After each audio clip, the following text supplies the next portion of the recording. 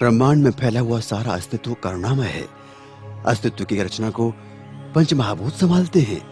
पंचमहाभूत अर्थात अग्नि, पृथ्वी, वायु, जल व आकाश। जल अर्थात वर्षा सभी की भूमि पर बरसती है। वो ये नहीं देखती कि ये भूमि वैश्य की है या शूद्र की। सभी की भूमि पर समान वर्षा होती है, वहां कोई भेद नहीं होता। सूरज सभी के लिए निकलता है, वह हवा सभी के लिए बहती है। सूरज केवल सवर्णों के लिए ही नहीं निकलता और हवा केवल ऊंची जाति वालों के लिए ही नहीं बहती। वर्षा अगर भेदभाव करती तो सवर्णों की भूमि पर ही बरसती, पर शूद्र वर्षा से वंचित रह जाते। निसर्ग के ये तत्व सभी के लिए समान रूप से उपलब्ध हैं। वहां कोई भेदभाव नहीं है, न कोई ऊंच है न कोई नीच है। शिष्यगण, पहले ऐसा नहीं था। हमारे पूर्वज धन धान्य से भरपूर थे, हमारे नगर उन्नत थे, एक सभ्य संस्कृति थी हमारी।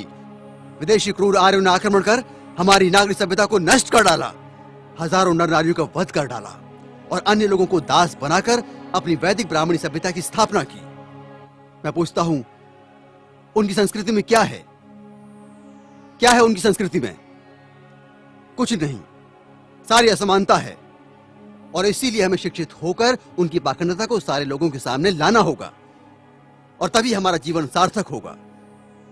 मानव मानव में भेद करने वाले वैदिक धर्म की हमें आवश्यकता नहीं, बल्कि निसर्ग के भेदभाव रहित नियमों को स्थापित करना है। और यही मेरी शिक्षा है शिष्यगण।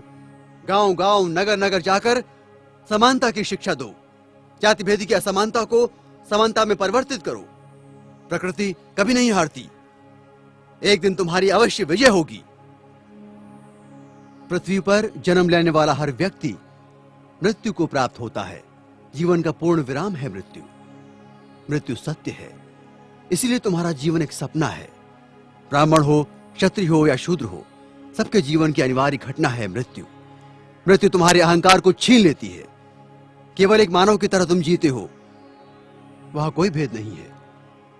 मरने के बाद तुम जन्म लोगे या नहीं, ये पुनर्जन्म की कल्पना मिथ्या है, क्योंकि तुमने इस जीवन को एक मानव की तरह नहीं, बल्कि शूद्र, क्षत्रिय या ब्राह्मण की तरह जिया है।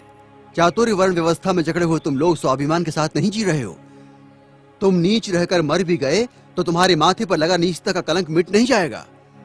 तुम्हारी आने वाली पीढ़ी नीची कहलाएगी।